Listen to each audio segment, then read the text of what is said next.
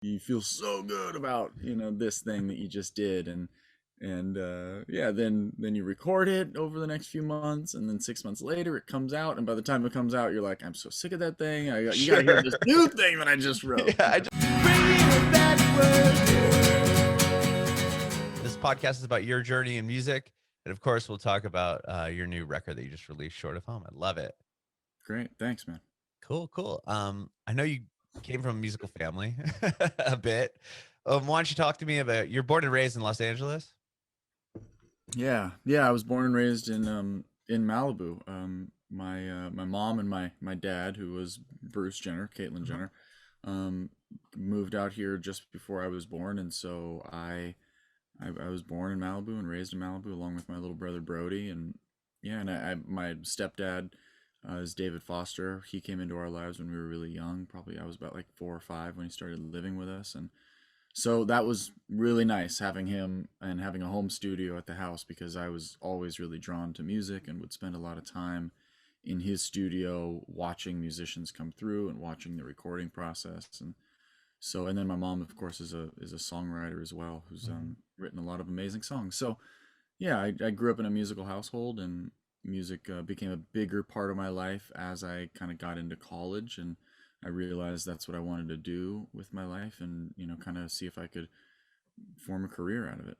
It's amazing. I mean, do you remember how early or how young you were when you really started to be, were drawn to music as like, oh my gosh, this is something I love. Like, I mean, to have David Foster in your life, I'm sure was a quite a eye-opening experience to see the type of, the talent Yeah. that's coming through his studio, I'm sure.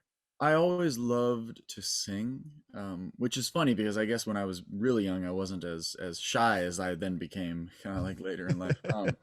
But I always loved to sing when I was young, and I remember doing a demo for my mom, a song that she had written. It was called "I'm Too Young," and it was like this song, "I'm too young to be in love, caught between a child and a man," and they needed a young kid to sing it. And so I forget how old I was. I was probably like 8 or 9 or 10, something like that, and did the demo for them, and that was just a total blast. Like to be in the studio and laying down a, a a vocal that took some effort, and we're comping a vocal, and it was just it turned out really good. I was really proud of it, and I think I performed it for my school too when I was That's for cool. some kind of thing. So yeah, I fell in love with music really young, but it wasn't also until like later and going through some of my first breakups, and feeling the weight of love, that music really helped me to process emotions in a Mhm. in a healthier way than I would have without the music. So that was when I really discovered the power,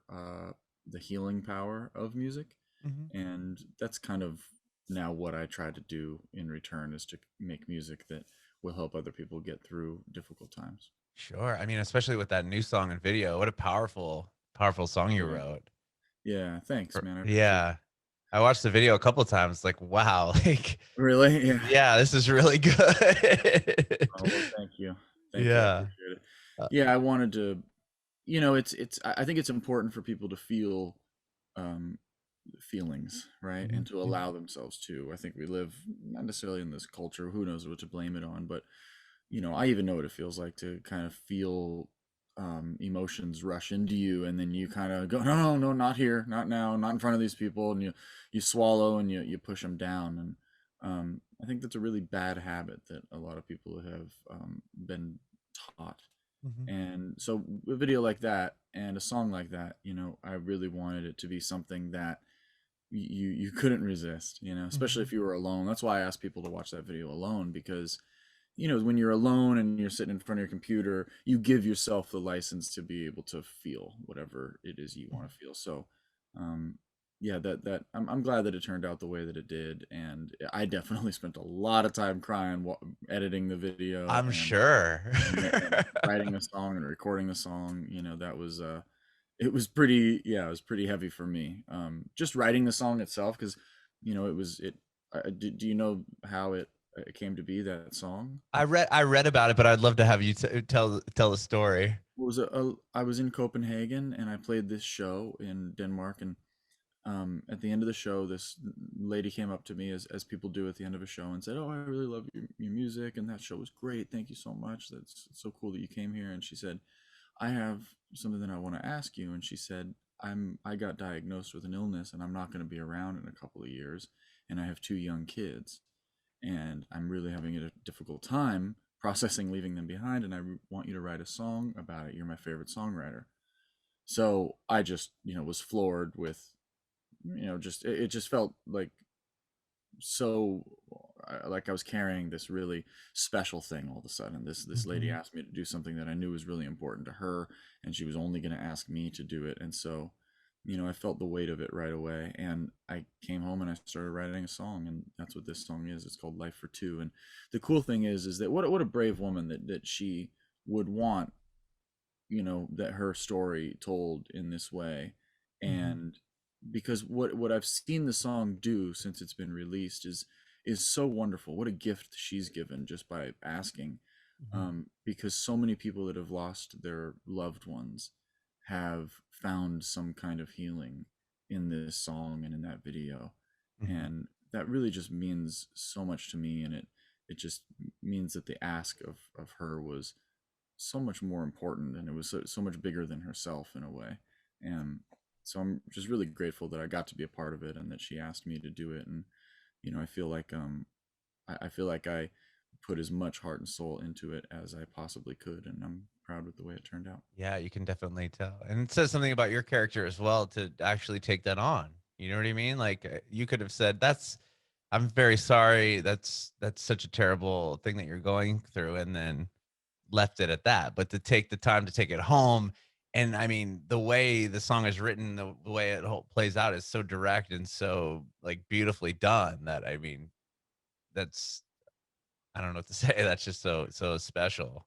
Well, I appreciate that. It's one of those things where it would just hit me all of a sudden. In the same way that other songs have. I've seen things on television that have inspired me to just write a song right then and there. Mhm. When something hits you on an emotional level like that, one of the things that I've always been able to do in my life is that when I'm kind of feeling something, I can sit down and just write, and that seems to really help. Mhm. So to be able to do that in song form, and to just sit down and pick up a guitar and pour those emotions into something, is also a form of therapy for me. So um, yeah, it's that's just kind of a tool that I've used in my life to be able to get through difficult times and to process emotions. And this gave me another opportunity, because Mhm. whether or not she asked me to write a song, her story still exists, and it would still kind of cripple me at times, Mhm. just to know that that could happen. I'm a parent, and Mhm. the idea of leaving kids behind prematurely is, brings up a lot of emotions. Mhm. I'm a parent as well, so and it's interesting because I didn't know that you wanted people to watch the video alone, but I did. I was just sitting here in my studio and I watched the video a couple times. It's like, wow, this like is so powerful. And like to if I was watching it out in the living room or with distractions, I don't think you'd get the full feel. I think Yeah. you really have to once you watch it and you're watching this woman and her kids and you're like, oh my gosh, you're talking about not seeing her grandbabies and so and in so many words and them. It's just like it's a lot. It's a lot. It's a powerful song. Yeah, it is. It is. Yeah, you're gonna make me tear up now. Oh, Yeah. I'm sorry. No, it's okay. I've spent so much time. I mean, like it's yeah. What a weight off too. I swear it feels like sometimes. I mean, there was moments when I was editing that last part of the video, and it was like oh, the fade into, the only time there's a cross dissolve is when you go to the little girl by herself laying on the Mhm. bed. And Yeah. it's just like it just everything lined up. It's like the stars aligned, and it was like, oh my god, that feels so right. The slide guitar coming in, and that first crossfade, it really felt like you went into like this new, um it felt like time had passed, and Yeah. this really, and it just brought me to, like, I went and sat in my chair, behind me, and just like cried for 10 minutes, just bawling, crying, like, out of, not just at that point, you're almost you're crying out of just pure relief and appreciation, and just kind of gratitude that something that you care about so much has lined up in this way that you just know that it's going to affect people. It's Mm-hmm. like you're sitting on this thing that you've put so much into, and you know when you see things line up like that, you're like, oh, this people are gonna really get some value out of this.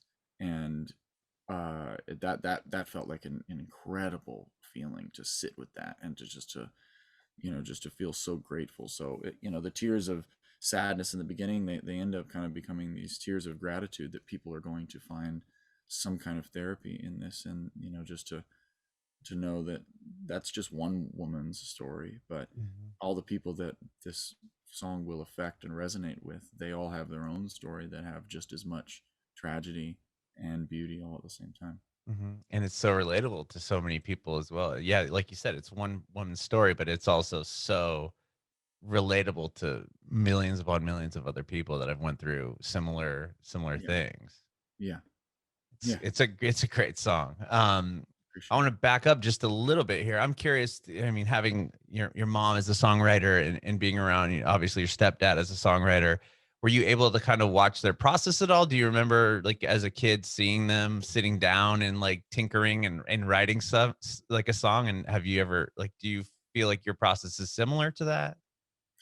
Absolutely. I mean, I remember them writing songs. I remember my stepdad sitting he had a big piano in the living room, and he would just sit and play and write. So yeah, but I have very different styles. You Hmm. kind of create your own style with anything, not just writing, but also with producing. And part of it's driven by technology. I remember watching my stepdad comp a vocal, and the way he would record a vocal and comp it is so different than the way that I do it now. But Hmm. mostly that's just because I'm working on Pro Tools, and he was working on 48 Yeah, quarter inch tape. tape, right?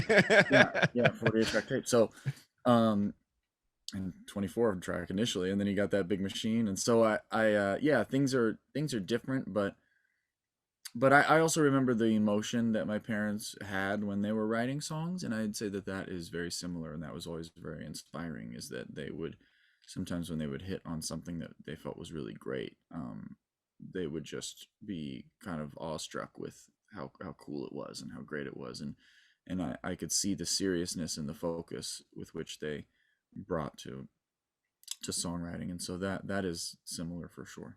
Sure. And was there like, do you remember if they finished something? It was like, oh my gosh, I got this something great. Like, Oh yeah, Brandon, do you want to listen to this? every time, yeah. That's Every so time. cool. I mean, that's how it is when you write songs. You feel so good about this thing that you just did. And yeah, then you record it over the next few months, and then 6 months later it comes out, and by the time it comes out, you're like, I'm so sick of that thing. You got to hear Sure. this new thing that I just wrote. Yeah, I just wrote something so much better. Yeah, Check so this much out. better. Yeah. No, don't listen to that. I don't care about that. Listen to this new thing. So That's it's that's the process of creation. If you're creating enough, you're just always constantly excited about the latest thing that you've done. that's so cool. What was the first instrument you learned? I didn't ask you about that. Technically, saxophone was like the first thing that I picked up and took lessons at when I was a kid, and learned how to play some songs and spent some time with it. And but guitar was something that, like, I remember learning how to play. I don't remember if it was before or after, but I remember learning how to play like boom boom boom boom boom boom boom, boom Nirvana. Mhm. Dun, Oh dun, yeah. dun. Enter the Sandman, boom boom bang dum dum dum dum dum. There's that a Metallica song. So Yeah. like I had a couple of little things that I would knew how to play on the guitar, um, but it wasn't until I got into college really that a friend of mine, a guy across the hall in the dorms, had a guitar, and he taught me how to play Sweet Home Alabama. And Really? yeah, and which has always been one of my favorite songs. I love it. And It's a cool he riff. it is. I mean, bum, bum, bang, I mean, when you learn how to do that, you're like, oh my god, I'm playing guitar, man. Yeah, this is so So cool. and it was one of those moments in my life where, to elaborate on it, I was looking around in the dorms, and there were all these people that were switching majors and didn't know what they wanted to do still in their life, and they were trying to figure out. And it felt like this time where there were all these peers that were still trying to figure out, what do I want to put my life's energy into. And for me, it gave me that opportunity to kind of look at my life and think, well, what do I want to do with my life?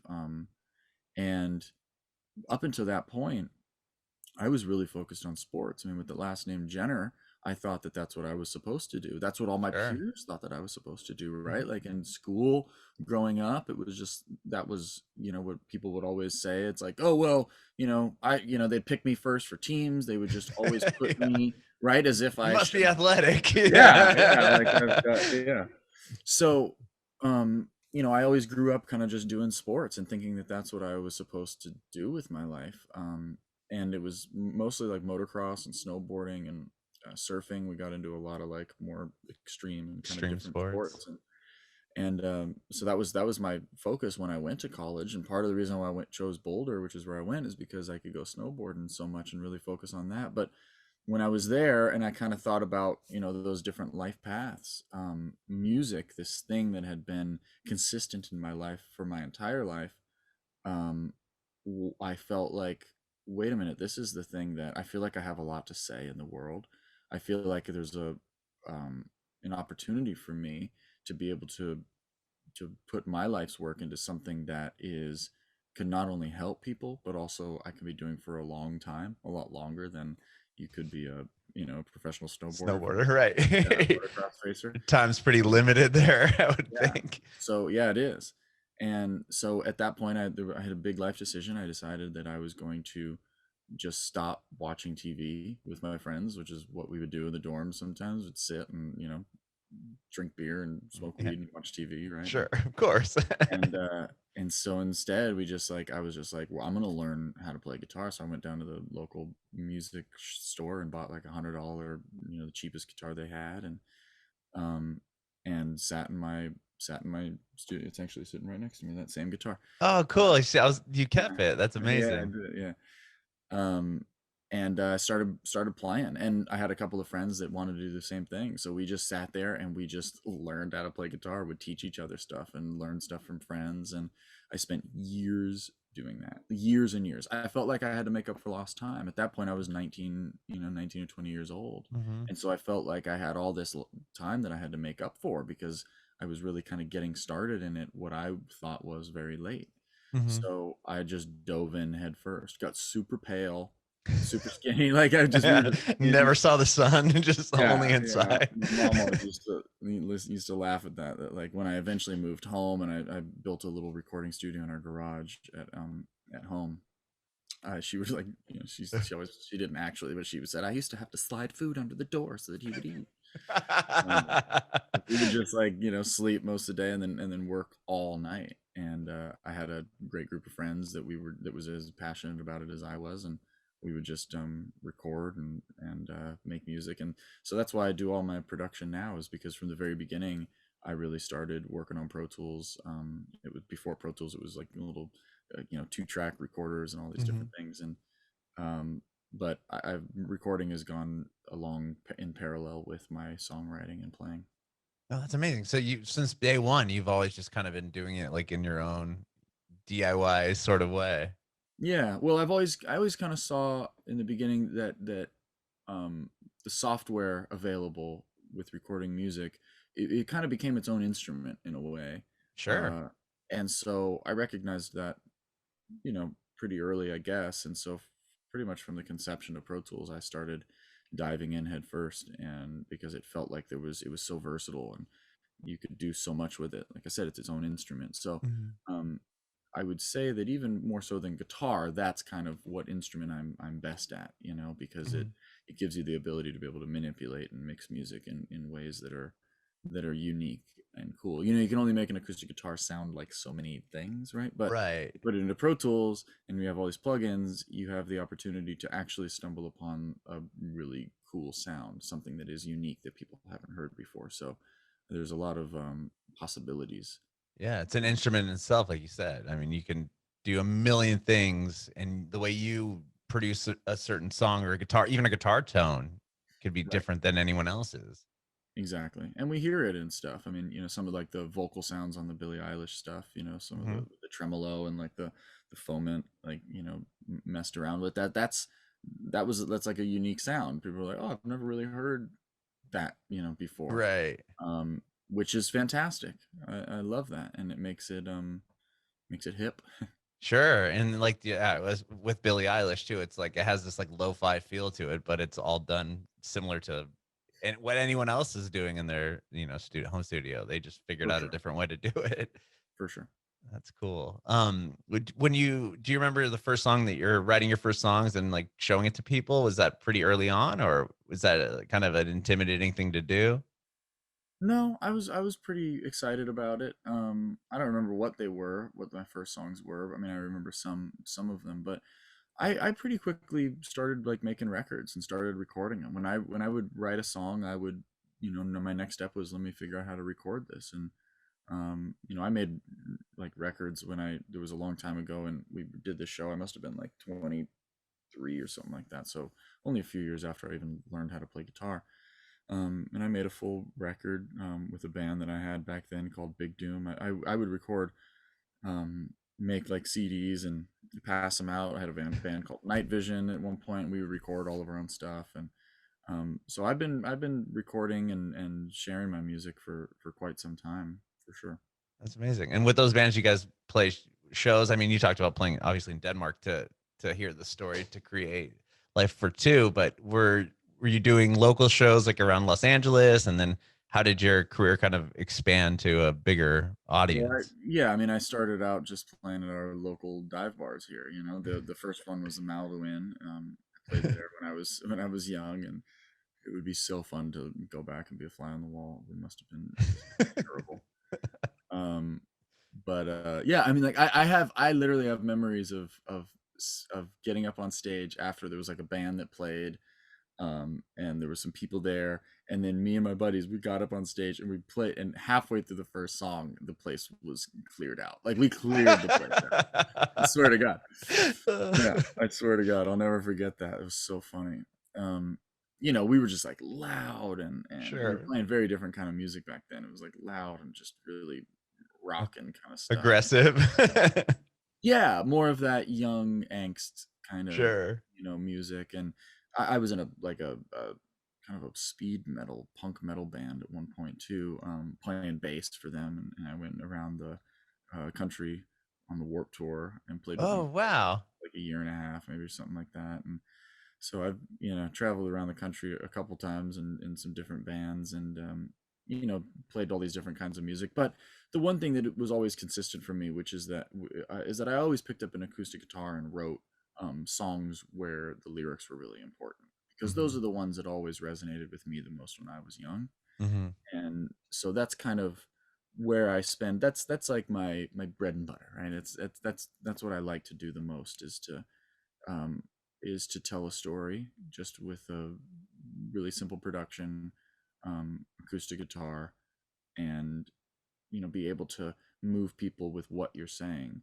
Music Hmm. is this opportunity where you have 3 minutes to kind of say whatever the hell you want to say, right? And you have Right. an audience to say it.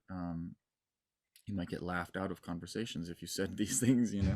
But in the within the context of music, you have a captive audience, and so I just think it's such a cool thing that we have this thing that we can say anything that we want to say, and I take that very seriously. So, and I think acoustic music, singer songwriter stuff, lends itself best to be able to get that message across.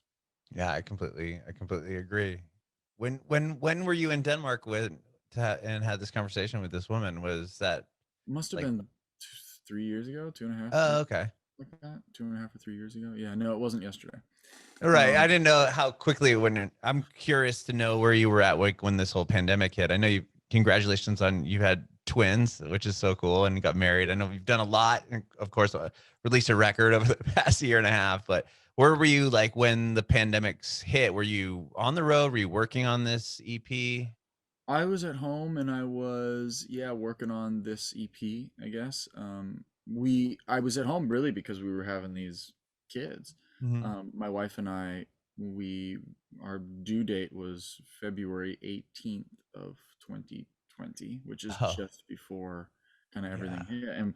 And we had twins, and they were born a day after their due date actually, which is pretty wild with twins because normally they're about a month early. Right. So, but they were born on February 19th, and so what that did is we had a normal hospital experience. It was fantastic, and just when we got to the point where we were like, all right, yeah, maybe we could invite some people over to meet the babies, it was like, no, everything shut down. Oh And it was man. okay though. It was fine. I mean, we've had a really great year and a half just being home and gardening, and I'm kind of dealing with that a little bit right now where I'm about to go out on the road again Mhm. next week, and my life has been so comfortable. Right, I've been home, we've been gardening, we've been raising our kids, and my wife is fantastic. Pretty much cooks every meal for the whole family, and I just have this really really nice life. And so the idea of going back out on the road and getting in an RV and by myself and going out and being away for a couple of weeks um, is unsettling. Mhm. And it's just because it's like anything in life, the growth lies in the challenges, right? So it would be so easy for me to just be like, oh, I'm not going to go do the tour and just stay at home. But there's Mhm. not a lot of growth that comes from that. And also, there's people out there that want to hear my music and that it's affected them in a certain way. So I'm excited about getting out on the road, but I'm in this transitional time where I'm kind of coming out of this blissful year and a half that we've had of just being home and being with our closest friends and family, Mhm. and now moving out into something very new and an adventure and kind of leaving all of that behind, even if it's just for 15 days. Sure. So I'm just in that transitional time right now where I'm figuring out how to play music live again, and which seems like it's going pretty well so far. And yeah, I'm gonna be heading out on the road real soon. So yeah, I'm just in that time where it's a little unsettled, but Mhm. but I know that it's going to spark more inspiration, and I'll probably come home with half of my next record written. That's amazing. Yeah, Yeah, I can see that being a little challenging, especially with two, newborns, so to speak, where there's other artists that have just been sitting on their hands like, "Okay, like, let's go." And like where you've kind of like had this whole experience that you probably wouldn't have had that much downtime, at least if it wasn't for what was going on. But yeah. I mean, to be honest, in my life, I mean, like I grew up here in Malibu. My mom is fantastic, but she's always like worked hard to make myself and my little brother's life comfortable and easy. That she's felt like that's her job. Struggle is something that um I deal with more on a personal level, like I've dealt with in my life through love and Mhm. insecurities and things like that. But um, and then I also find it in other people. Like I find I find the inspiration for struggle sometimes in what other people are going through, because my life is filled with so many comforts, and I've spent a lot of time in my life wondering why that's the case, like why this is the life. We don't fill out a form before we're born, but I Mhm. was just born in this really nice life. I live in a great place. I just go surf right across the street, and have a nice house in my favorite part of the world, and my all my family's close by. It's really nice. Mhm. And that's not always conducive to writing music, right? Mhm. So Sure. struggle is something sometimes that I have to search out, and Mhm. that's okay. But yeah, that's just a little bit of the things that go on in my own head, like what um why is this my existence, why is this my reality? Mhm. And it also, I mean, there's also people out there that might say that it's been difficult, right, because of having a father that's transitioned, and coming from a broken home, having a dad that wasn't around when I was young, and Mhm. I've had my own set of challenges. But Sure. um but but yeah, it's hard to ignore the surface of it, which is just that I was born in a very affluent neighborhood and affluent family, and life has been made really comfortable, and there's almost a part of shame that comes with that as well, like that's not something that I deserve, right? So I'm constantly looking for ways to grow, ways to challenge myself, um, do the best I can to be kind to other people, and to make them feel good, because I think that's the only thing leave when we're gone, we leave behind when we're gone, is the way we made other people feel, and to try to be of service as much as I can and contribute to things that are going on in my community. And so it's almost like I'm trying to make up for some of those other things, the things that I was afforded in my life. Sure. But I mean, also, just to your point is like, but you've also had the microscope on you your entire life, right? I mean, it's if you probably have that maybe in your as a subconscious, like if the public eye is on you, and it's like if you do something, somebody's going to talk about it. It's like you still have like they look at the surface where yeah, you do have all these things, but it's also like there's challenges I'm sure that come with that as well.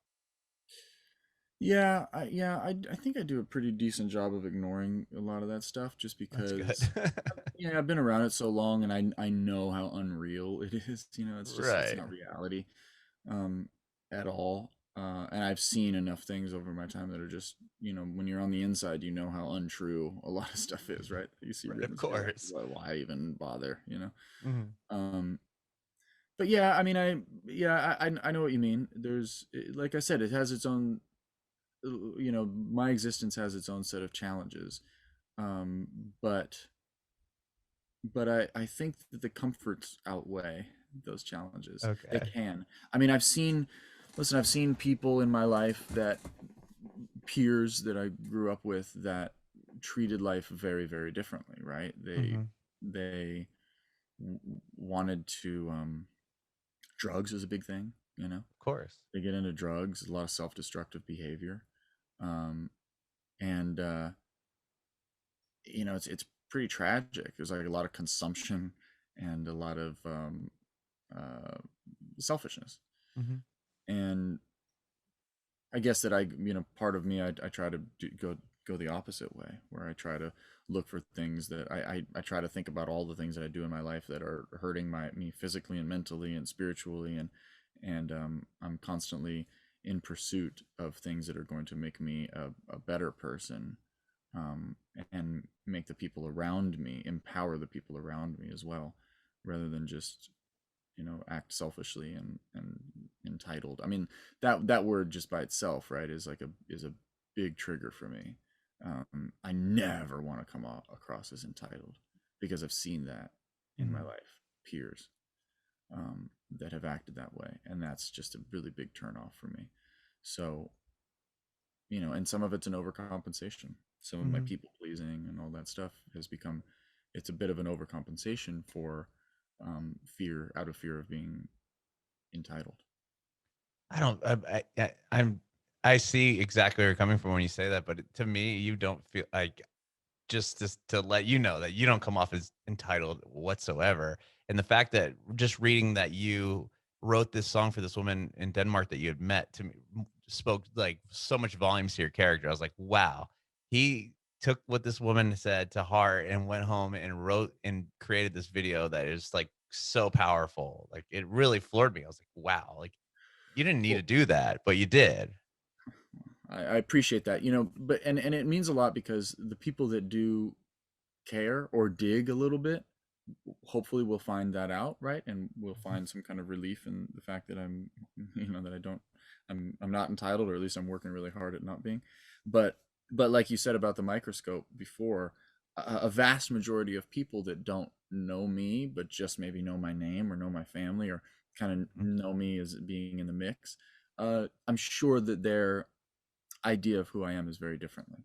If they just hear my name sometimes, um, I would assume that they kind of are like, oh yeah, like a Kardashian, right? Like, oh, it's another Kardashian kind of a thing, right? Or Right, somebody of that is like, course. yeah. So it does mean a lot to me, that the people that care, and the people that do dig deeper, or at least see some of my music and stuff, that I'm sure it's a nice reveal when they find out that there is a person there, right? And it's not just like an avatar of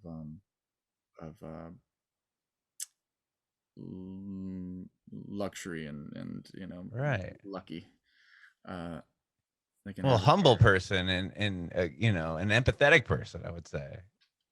Yeah, well, for sure, for sure. You Almost to a know, it's fault. not like you're taking that to Empathetic grant. to empathetic to a fault. You should see how often I'm crying. I'm crying all the damn time. Yeah, I mean, I do the best I can to put myself in other people's shoes for sure.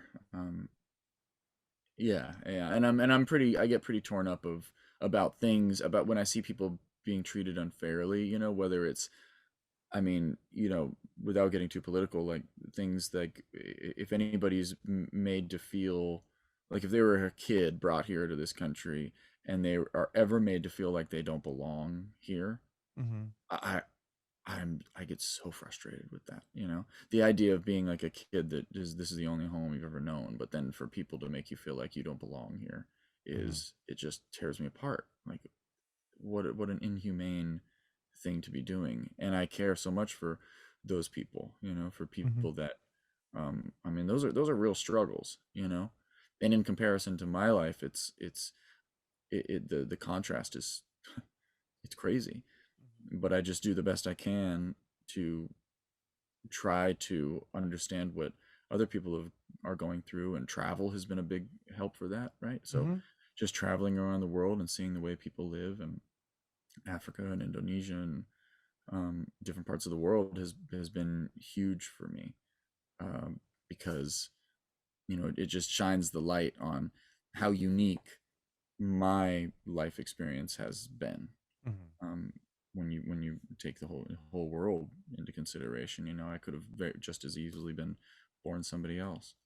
Um, Sure. Or so or fell into something that like your peers had, fell into, which you didn't do, right? I mean, there's that end of it too. for sure, for sure, yeah, it's possible. And yeah, and sometimes I don't know where I just don't know where that came from. I give my mother a lot of credit because she's just a really really kind person, and has done a great job at um, at reminding us of that through our lives, my brother and I. Mhm. Um, but also part of it is just the ability to be able to try to see the world from different angles, right? And to get Mhm. out of your own head for a second and gain some perspective, other people's perspective on the world, and listen. Mhm. Uh, but yeah, here I am, taking the things that I was afforded, because one of the things that I'm most grateful for is the fact that my life gave me the ability to be able to spend so much time working on my craft. Mhm. I mean, I would day in day out work on my craft when I was in my 20s and college years without worrying about bills. Mhm. I mean, I just was focused on music, and I'm so grateful that I had the time to be able to work on a craft and be able to get it to the point where it is now, where it can really affect other people's lives. So there really are a lot of things that I'm very very grateful for, and then other things that I'm trying to have perspective on so that I don't fall into that that hole of Mhm. thinking that this is what everybody's life is like, because it isn't. Sure. Well, I think you're doing amazing things, and your new record is awesome, and especially I love how powerful the video and of course the song for Life for Two is. I think it's awesome. Thank you, Adam. I appreciate Yeah, that. yeah, this has been great, and I really appreciate you taking time to even talk with me, man. You don't have to do this, and I thank you for that. This is great. Are you kidding? I love it. I love sitting down and chatting. Yeah, yeah, yeah. Unfortunately, with this setup, I don't get to learn too much about you, but I would like that. Typically a conversation, if we were just hanging out, I'd be asking you a whole bunch of questions. But But this is all about you. People want to know I guess what you got going on, and I we guess so. Well, we'll have to do that offline then one day. I would love that. I would love that. I'm gonna hold you to that. Well, I thank you, Okay. man, so much. I have one more question for you before I let you go, though, Yeah, Brandon. of I want to course. Of know course. if you have any advice for aspiring artists. Yeah, get to know who you are. Get to know what's unique about you. Don't you can use other musicians as inspiration, and other music as inspiration, but the really the challenge for any artist is to figure out what is unique about you, and to unapologetically pursue you. Bringing it backward.